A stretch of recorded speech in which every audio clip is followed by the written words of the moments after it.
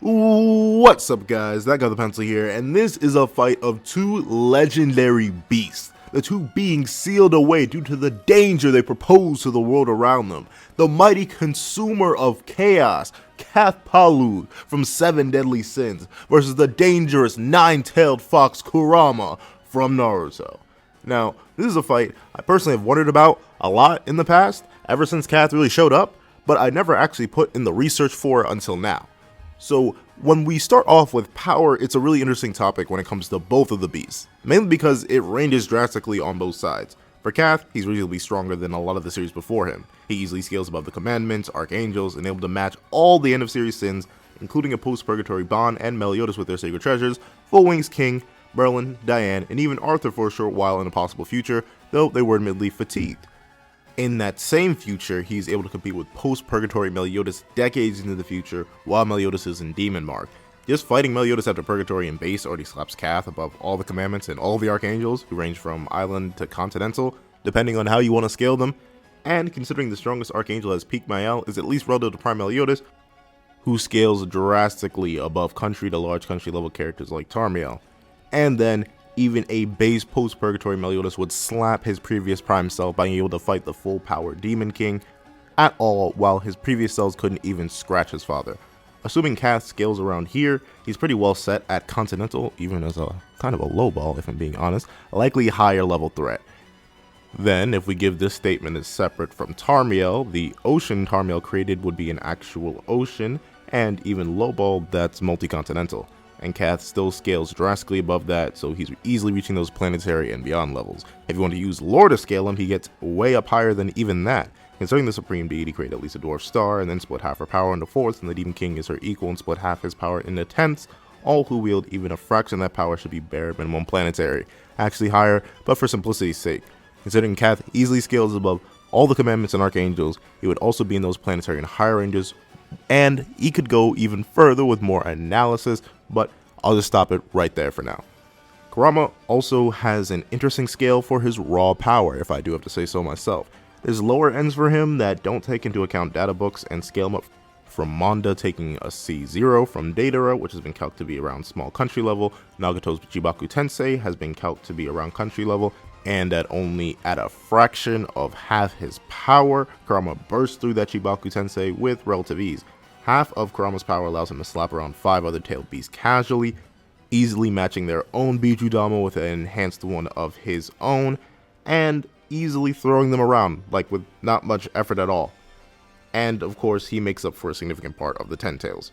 Kurama easily scales from country level to continental without the data books, as despite being extremely powerful, he is still drastically weaker than the 10 tails. But where I put him, I can easily see him reaching those continental to multi-continental ranges, considering how much higher he scales in comparison to his fellow-tailed beasts while only at half his power, along with given how he scales to Madara and Hashirama. However, to give Kurama his full credit, using the data books, he is extremely powerful. The data book explicitly states that the half of Kurama sealed inside Naruto has the power to turn the world to ash, and then double that for his full power. So another high planetary threat rather casually. For speed, I'm learning, slowly adapting and picking up things here and there. Restudying the 7 Deadly Sins series for speed as I learn more about the versus battle community and limitations in general, along with these new sources I'm finding for Taizai as I do more research into the verse itself. So I'm trying to figure things out, so for now I'll just be giving all the possibilities I can think of at the current moment. Cath is a being that easily stands above archangels and lesser goddesses who are capable of wielding arc. Monspeak describes arc as light particles, and all the goddesses wield these light particles like all demons wield darkness. Archangels are notorious for wielding these light particles as beams, from Tarmiel to Ludishel to Mael himself. These characters are easily outpaced and even blitzed by characters like Mael, ironically, Zeldris, and Full Wings King. Cath is superior to Mael, Zeldris, and at least relative to King in terms of speed, but we'll stop it there. So lowballed Cath is relativistic, and that's kind of a hefty lowball if I do say so myself. Midball, Cath is at least fast and light by a decent margin, and given some respect, he's easily massively fast in life due to scaling off of lesser goddesses who wield light particles, and Gother, who has light novels, light speed attack statements as early as beginning of the series.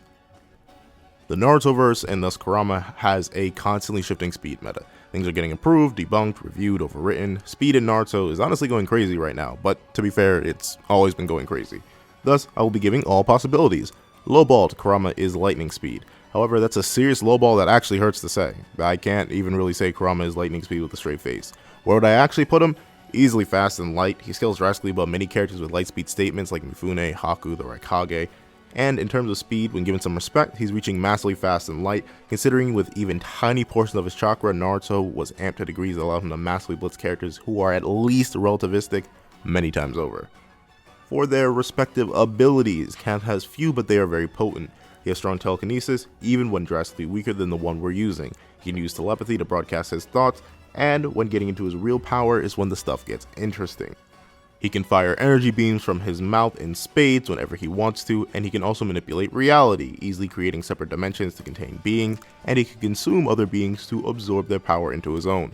He can also trap people in visions of possible alternate timelines by simply looking at them, and these illusions are potent enough to hold powerful mental manipulators like Dalgother and Merlin back. Then he's a being who has surpassed the concepts of life and death itself, being able to regenerate from being blown apart, cut to pieces, surviving anything but absorption. Kurama is no slouch when it comes to abilities either. He's a massively powerful tailed beast, being able to fire the Biju Dama, which are massive orbs of chakra that vaporize things in titanic explosions, the ability to sense chakra and negative intentions, and gather nature energy to restore itself.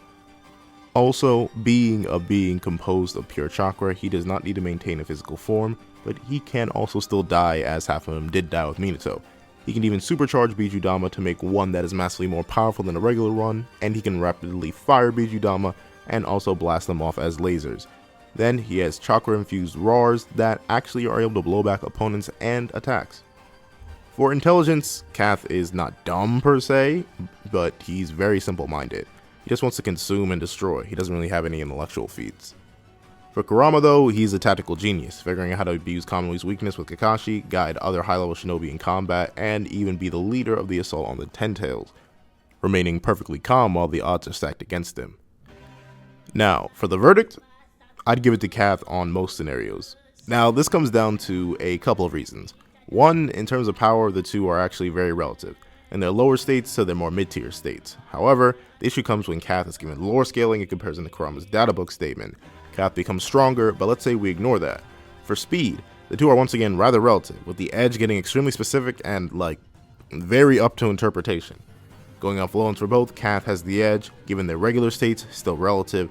For their respective speed, I simply do not have a proper answer for who should have the edge in being faster, and I can tell you it doesn't really matter too much. It honestly comes down to blitz stacking and how much of the whole Jinchuriki being stronger than tailed beast thing you want to give to Kurama specifically, considering how that usually comes down to the tailed beast not being that smart, but Kurama is very smart, and honestly how all that affects his speed in comparison to his power usage, I don't know. It's really, really messy to think about.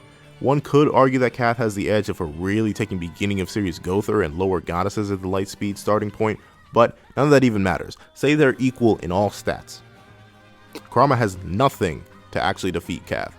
Meanwhile, Cath has everything he needs and more to defeat Kurama. Kurama's main attacks are blasting things out of existence and swiping at them. Not only can Cath dodge that since they're relative in speed, but even if a supercharged Biju Dama smacks Cath dead in the face and blows him to pieces, he'll come back. Kurama smacks Cath in half. Nothing really happens. Kurama actually just reels back and roars out. And Cath just survives. None of this really matters, because Kurama's attacks just don't work. They're not going to surpass a being's regeneration who is literally stated to surpass life and death itself. And Kurama's mouth isn't really big enough to eat Cath, so he can't do that either. In direct contrast, everything Cath does is extremely dangerous for Kurama. Cath could just catch Kurama's Biju Dama with telekinesis and throw it right back at Kurama. Telepathy is just confusing, and Cath is known to bully his opponents mid-fights verbally, and Cath's own beams are just beams of energy that he can use to counter Biju Dama spam. Cath does have a propensity to consume beings, especially powerful ones, since his main goal is to consume and destroy creation, so that's always a threat. And considering he can just make dimensions whenever he wants, he doesn't have to worry about the size of his mouth. The main issue Kurama has to deal with is the fact that Cath, whenever he wants to, can just trap Kurama in an illusion of an alternate timeline, kind of like a pseudo Tsukuyomi. Because sadly, Kurama is notorious for getting caught in illusions and not breaking out. Sure, according to everyone, he's hard to control, but Cath is relative to, if not slightly superior to him, so he would not have any trouble just looking at Kurama, locking him in an illusion, and if not vaporizing him, consuming Kurama. And of course, Cath still just has nothing to fear from Kurama due to his existence that was stated to be superior to even Bond's immortality. Kurama cannot seal him, because he doesn't have any techniques for that. Kurama cannot consume him, because his mouth isn't big enough. Cannot stop him. There's literally nothing Kurama can do. Also, Kurama isn't really known to be able to bust out of separate dimensions, which Cath can just spit out on a whim without much hassle. And I have no real answer for Kurama to deal with Cath. That's seriously the issue. Like, what do you want Kurama to do? Here's how I imagine the battle going down, if I'm being real. The two beasts pull up to the battlefield, right?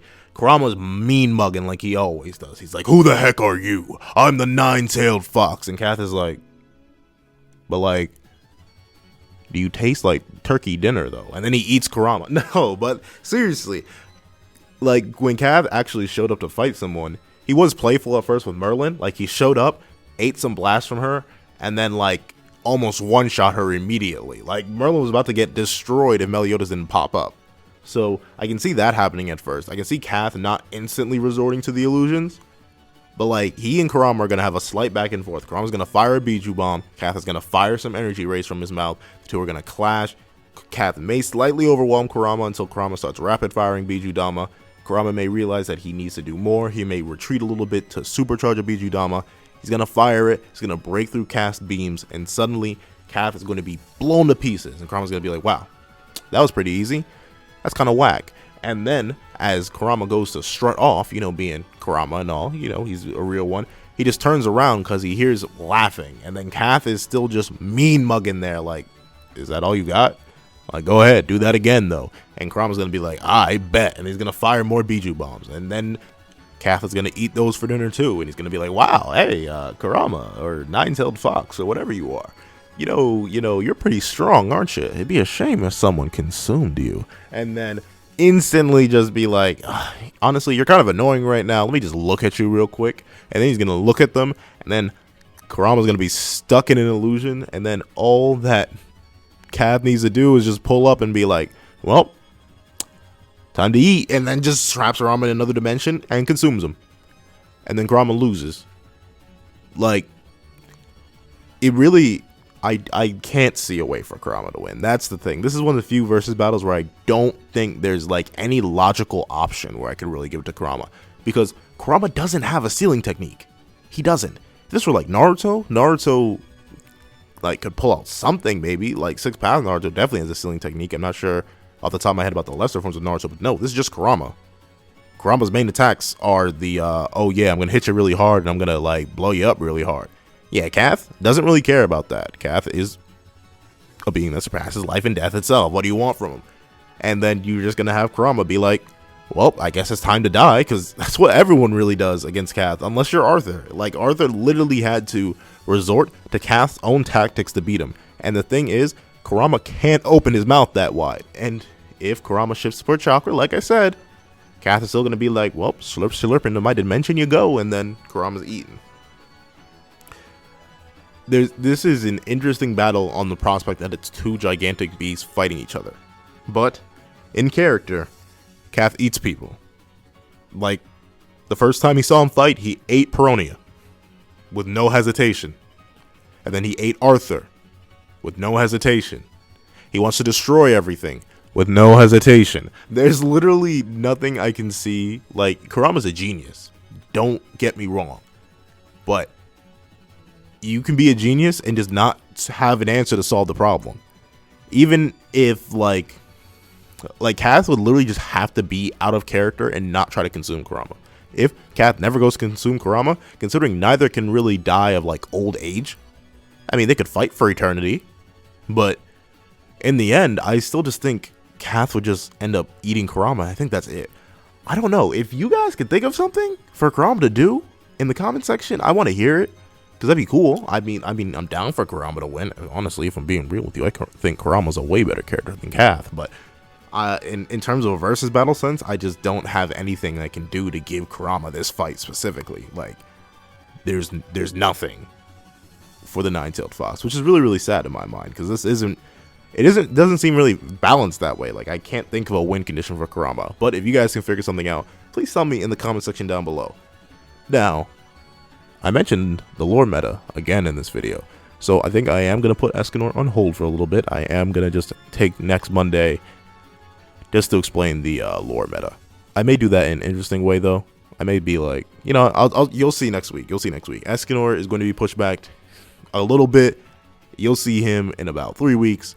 But next week, you're going to get the lore meta explained fully in a video on its own. And for the next versus battle, that's a good question. I know I have one picked out, but I can't remember it off the top of my head to tell you. But if you have any suggestions for versus battles, please drop them in the comments below. Drop your opinions on this battle in the comments below. If you can think of a way for Kurama to win, or think of a way for Cath to lose, please drop it in the comment section down below. So please remember to like, share, comment, and subscribe, and I hope you guys have a wonderful day. This is That Guy with a Pencil, writing off.